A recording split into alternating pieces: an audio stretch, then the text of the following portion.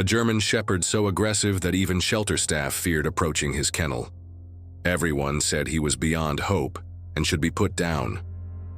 Behind the cage, he snarled at anyone who came close, his eyes reflecting a history no one knew. But when a woman who understood trauma saw past his aggression, something extraordinary began to unfold. This incredible journey from feared shelter dog to beloved companion will show you how patience, understanding, and unconditional love can transform even the most broken spirits. Get ready for a story that will change how you see aggressive animals forever. Don't go near that one. The warning came from Megan, the shelter manager, as she guided new volunteer Elise through the facility. That's Rex. He's been here 8 months. Nobody can get close to him. Elise paused at the kennel door, observing the German shepherd pressed into the far corner. His black and tan coat was dull, his powerful body tense. At first glance, he seemed to be sleeping, but Elise noticed his eyes were open, watching her with alarming intensity. "What's his story?" she asked, maintaining a respectful distance. "Police found him chained in an abandoned property. Looks like he was used as a guard dog by some not-so-nice people. He's never shown aggression toward other dogs, just people, especially men." As if to confirm this assessment, a male volunteer walked past and Rex immediately lunged at the kennel door, teeth bared, a deep growl emanating from his chest. The volunteer hurried past, muttering about that crazy dog. "We've tried everything," Megan continued. "Trainers, behaviorists, medication. Nobody can get close enough to help him. The board's meeting next week to discuss his fate." Elise understood what that meant. As a therapist specializing in trauma recovery, she recognized the signs: hypervigilance, fear-based aggression, triggered responses. But she saw something else too. Something in those amber eyes that the others had missed. "May I sit here for a while?" she asked, gesturing to the floor opposite Rex's kennel. Megan looked surprised. "Sure, but he won't interact. He just growls or retreats." After Megan left, Elise settled cross-legged on the floor, deliberately avoiding eye contact with Rex. From her bag, she removed a book and began reading aloud in a soft, monotonous voice. Not speaking to Rex, simply existing in his space without demands or expectations. For 20 minutes, she read while Rex watched. His body still tense, but his growling subsided. When she finished her chapter, she closed the book without looking at him. "I'll come back tomorrow, Rex," she said quietly, standing and walking away without turning back. She didn't see how Rex's eyes followed her until she disappeared from view, or how he moved slightly forward from his corner once she was gone. "You can't be serious, Dr. Harris," the shelter veterinarian stared at Elise across the conference table. "That dog is dangerous. He needs to be in a specialized facility, not someone's home." The shelter board meeting had been underway for 20 minutes with Elise's adoption application for Rex generating heated debate. Outside, a storm raged, rain lashing against the windows of the small conference room.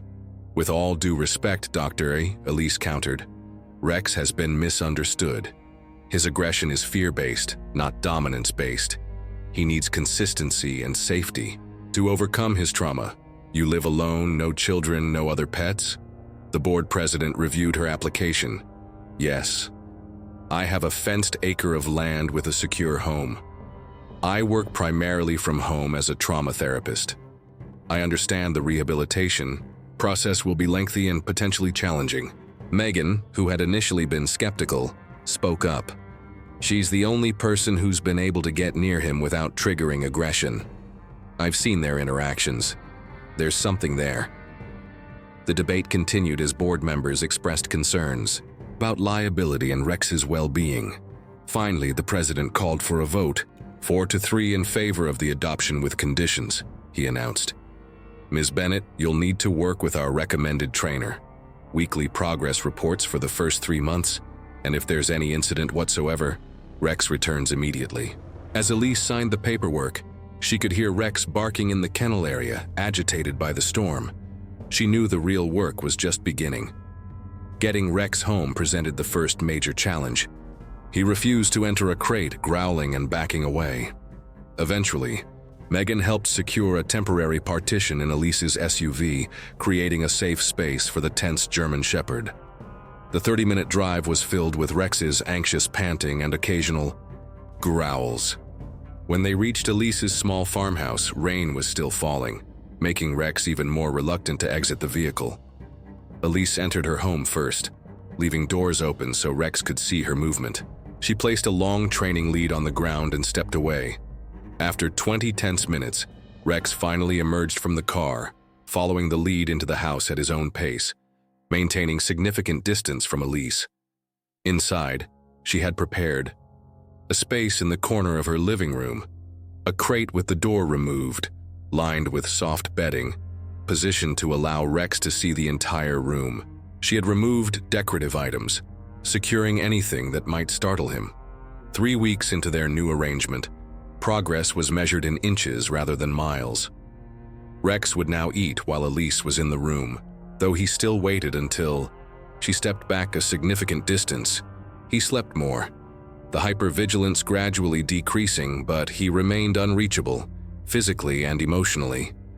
Marcus, the trainer assigned by the shelter, visited weekly, a burly man with extensive experience rehabilitating aggressive dogs. He was initially skeptical of Elise's approach. "You need to establish dominance," he insisted during his first visit, standing at the edge of the living room while Rex growled from his corner. "Show him you are in charge," Elise disagreed. "That will only reinforce his fear of human control, so needs to learn cooperation, not submission." Their philosophical differences created tension, with Marcus predicting failure unless Elise took a firmer hand. Yet she remained committed to her approach, presence without pressure, consistency without force. The turning point came unexpectedly on a quiet Tuesday evening. Elise was sitting on the floor reading as she had at the shelter, when Rex began pacing anxiously. His behavior escalated until he was frantically circling the living room. Recognizing signs of distress, Elise moved to open the back door. The moment she stood, Rex lunged at her with a ferocious growl, teeth bared. Elise froze, her heart racing but her voice remaining steady. "It's okay, Rex. I'm just getting the door." Moving slowly, telegraphing each motion, she opened the door. To the fenced yard, Rex bolted outside, circling the perimeter before squatting. Only then did Elise understand. He'd needed to relieve himself but had no way to communicate, and her sudden movement had triggered his defensive response. That night she created a simple bell system by the door, planning to teach Rex to signal his needs. But the incident had revealed something important. Rex hadn't actually tried to bite her. Despite his fearsome display, he had maintained control, offering warning rather than attack.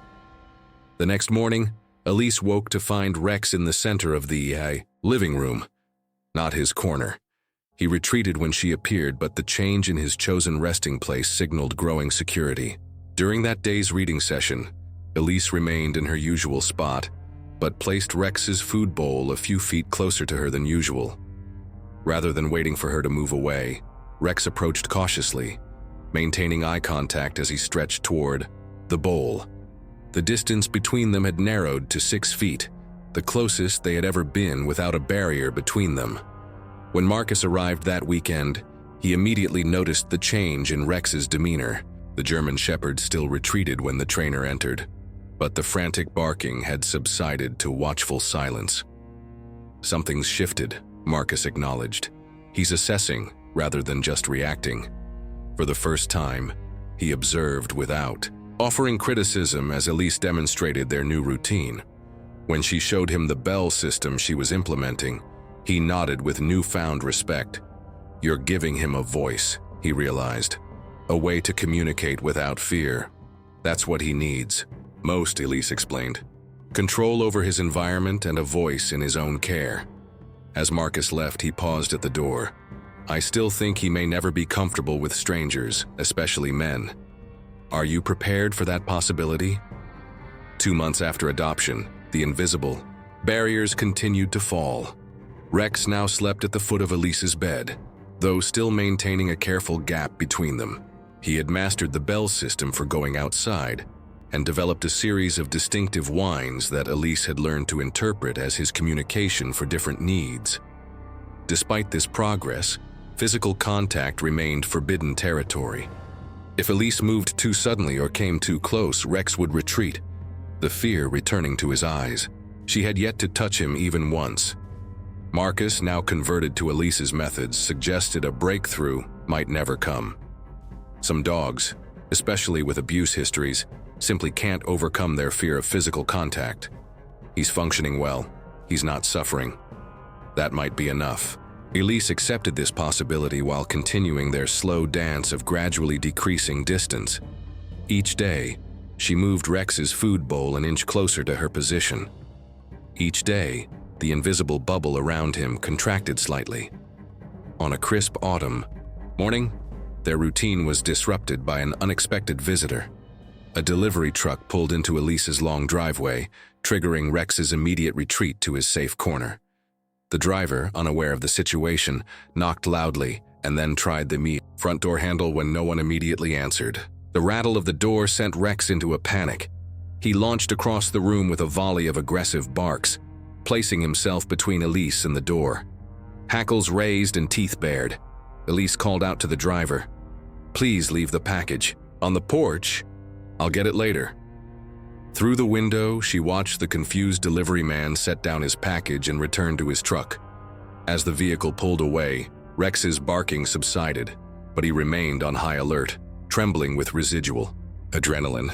"Thank you," Elise said softly, deliberately not reaching toward him despite the powerful urge to comfort him. "You were protecting me, weren't you?" Rex maintained his guard position for nearly an hour before finally returning to his corner, exhausted from the sustained vigilance. That night, Elise reflected on what she'd witnessed. Not random aggression, but protective instinct. Despite his fear, Rex had placed himself between her and perceived danger. The next morning brought another shift. As Elise sat reading, Rex approached, closer than ever before, watching her intently. He circled her position several times, each circuit bringing him nearer. Finally, he lay down just 3 feet away, close enough that Elise could see the pattern of his breathing, the subtle flecks of color in his amber eyes. Continuing to read aloud, she pretended not to notice this monumental development, giving him space to retreat if needed. But Rex, the first snow of winter, arrived overnight, transforming Elise's property into a white landscape. Rex's reaction to the snow revealed another piece of his mysterious past. He loved it. For the first time, Elise witnessed playfulness as he bounded through the drifts, plunging his muzzle into the powder and tossing it into the air. Standing on the porch, she laughed at his antics, momentarily forgetting the careful rules of their relationship. "You're quite the snow dog, aren't you?" Rex paused his play, looking at her with an expression that seemed almost happy. He took a few tentative steps toward the porch, then retreated back to the safety of the yard, resuming his snow exploration at a greater distance. Later that afternoon, Elise needed to clear her long driveway. As she worked with the shovel, Rex watched from the safety of the porch, his eyes tracking her movements. When she slipped slightly on a hidden patch of ice, his body tensed, leaning forward as if ready to move toward her. "I'm okay," she called, steadying herself. Rex settled back but remained vigilant. As dusk approached, Elise finished the driveway and headed inside to prepare dinner. Rex followed, shaking off snow in the entryway before resuming his routine of careful proximity, close but never touching. That night, the temperature dropped dramatically. Elise woke at 2 a.m. to a house that felt unusually cold. Checking the thermostat, she discovered the heating system had failed. After calling the 24-hour repair service, she added logs to the fireplace in the living room, building up a warm blaze. Rex, normally settled on the bedroom floor, had followed her out, sensing the disruption to their routine. He watched as she arranged blankets near the fireplace, creating a warm spot for them both to wait out the cold night. "The repair person won't be here until morning," she told him, settling into her blanket nest. "We'll have to stay warm by the fire." Rex circled uncertainly before lying down on the far edge of the blanket arrangement, maintaining his usual careful distance. As the night progressed and the house grew colder, Elise dozed fitfully, waking, occasionally to add logs to the fire. During one such awakening around 4 a.m., she was startled to find Rex had moved significantly closer while she slept. He now lay just inches away, his body curled toward her, though still not touching. The invisible boundary remained, but had contracted to its smallest margin yet. Pretending not to notice, Elise added another log and settled back into her blankets. "Good night, brave one," she whispered. When she next opened her eyes, weak morning light filtered through the windows. The fire had burned down to embers and the house was bitterly cold. But Elise felt unexpectedly warm, because during the night, Rex had finally crossed the boundary. "I still wouldn't trust him around strangers," Marcus cautioned during his visit. The following week, one breakthrough doesn't mean complete rehabilitation. Elise nodded, watching Rex, who now lay comfortably at her feet during these consultations, though he still maintained distance from Marcus. "We're taking it day by day. The physical contact is increasing, but always on his terms."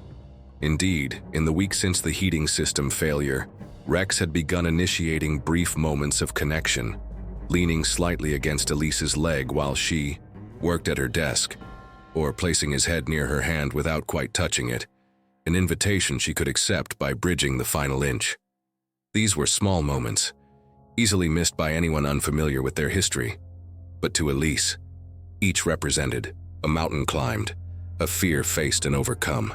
The shelter board had extended their monitoring period, impressed by the progress reports, but still cautious about Rex's potential for regression. Every 2 weeks, Elise submitted videos and detailed notes documenting their journey. As winter deepened, their routine expanded to include daily walks in the nearby nature preserve. Initially, Rex was tense during these outings, hypervigilant about other hikers or dogs they might encounter. Elise chose the quietest trails and least popular hours, gradually building his confidence in new environments. On a particularly secluded path, they had begun brief off-leash sessions with Rex demonstrating surprisingly reliable recall, despite his troubled history. Today, as snow fell gently around them, Elise unclipped his leash for their usual freedom break. Rex trotted ahead, periodically looking back to confirm her position, but venturing further than before, emboldened by growing confidence. As they rounded a bend in the trail, he suddenly froze, then darted into the underbrush with an urgent bark. "Rex, come!" Elise called, alarmed by his unexpected departure. No response came except continued barking, now with a distinctive tone she hadn't heard before. Following the sound, Elise pushed through snow-laden branches to find Rex, standing over a still form partially covered by snow. It was a young woman, unconscious, her hiking clothes inadequate for the dropping temperature. Rex stood beside her, barking for Elise's attention while nudging the woman's hand with his nose. "Good boy," Elise breathed, immediately kneeling to check the hiker's vital signs. The woman was breathing but cold to the touch, showing early signs of hypothermia. Her leg was bent at an unnatural angle, suggesting a fall and possible fracture had left her immobilized in the cold. Elise called emergency services, providing their location based on trail markers. As they waited, she covered the woman with her own coat and used Rex's body heat to help warm her. After 20 anxious minutes, they heard the rescue team approaching. Rex immediately tensed at the sound of unfamiliar voices, retreating to Elise's side with a low growl building in his throat. "It's okay," she soothed. "They're here to help." As the rescue team appeared, 3 men with emergency equipment, Rex's growl deepened. Elise quickly clipped his leash, moving him to a short distance, away while explaining the situation. The paramedics worked efficiently, stabilizing the injured hiker and preparing her for spring, arrived with a letter from the shelter board officially closing their monitoring period. Based on the remarkable progress documented, the letter read, "We consider Rex's rehabilitation a success story that will inform our approach to similar cases in the future." Elise pinned the letter to her refrigerator, alongside photographs tracking Rex's transformation from the tense, defensive animal in the shelter corner to the still cautious but increasingly confident dog who now shared her home and life. The physical changes were as dramatic as the behavioral ones. Rex's dull coat now gleamed with health. His body had filled out with proper nutrition and exercise, and his eyes had lost their haunted look, though still wary of strangers, particularly men. He no longer responded with automatic aggression, instead looking to Elise for guidance on how to interpret new situations. These changes hadn't come without setbacks. There had been difficult days when old fears resurfaced, causing Rex to temporarily retreat from the progress they'd made. But the general trajectory remained upward, each regression followed by new advancement. Today marked another milestone, their first visit to the shelter since Rex's adoption. Megan had requested they come speak to potential adopters about the rehabilitation process, hoping their story might inspire others to consider dogs with challenging backgrounds. As they pulled into the shelter parking lot, Rex showed signs of recognizing the location. He pressed against the car window, his body tense but not panicked. When Elise opened the door, he exited cautiously, staying close to her side as they approached the building. Inside, several staff members who had known Rex during his shelter days watched in amazement as he walked calmly beside Elise, no longer lunging or growling, though still clearly vigilant. "I can't believe that's the same dog," whispered one volunteer. To another, Megan greeted them warmly, kneeling to Rex's level though maintaining a respectful distance. "You look wonderful," she told him before turning to Elise. "We have a small group gathered in the education room. They're particularly interested in hearing about your methodology." The education room contained about a dozen people, seated in a semicircle, prospective adopters and a few shelter volunteers. Rex scanned the space carefully, moving behind Elise as they entered, but not showing signs of aggression. For the next hour, Elise shared their journey while Rex gradually relaxed enough to lie down beside her chair. She explained the principles that had guided their work together: patience without pressure, boundaries without force, and the critical importance of allowing Rex to set the pace of his own healing. The key was understanding that his aggression wasn't the problem, it was his solution to a problem, she explained. Once we addressed the underlying fear and gave him alternative ways to feel safe and communicate his needs, the aggression became unnecessary. As the session concluded, a woman in the back raised her hand. "There's a German Shepherd mix in the back kennels, been here 3 months. They say he's too nervous. Might never be good with children. Do you think he could be helped too?" Elise smiled. "Every dog is different with their own history and personality. But yes, with the right person and approach, remarkable transformations are possible." After the presentation, Megan asked if Elise would consider consulting. Rex lay beside her chair, his head resting against her foot. To a casual observer, they might have looked like any woman and her dog enjoying a peaceful evening. But Elise knew the truth of what they had accomplished together, how far they had come from that first day at the shelter, when no one believed connection was possible. "You just needed someone to see past the fear," she told him softly, reaching down to stroke his ears. "Someone who understood that your aggression was just your armor against a world that had hurt you." Rex leaned into her touch, his eyes closing in contentment. The dog no one could touch had found his person, and in doing so had finally found his way home. If this story touched your heart, subscribe to the channel and leave a like. Share it with someone who needs a reminder that behind the most defensive behaviors often lies a heart waiting for the right person to understand and connect. Sometimes what appears broken is simply protecting itself the only way it knows how.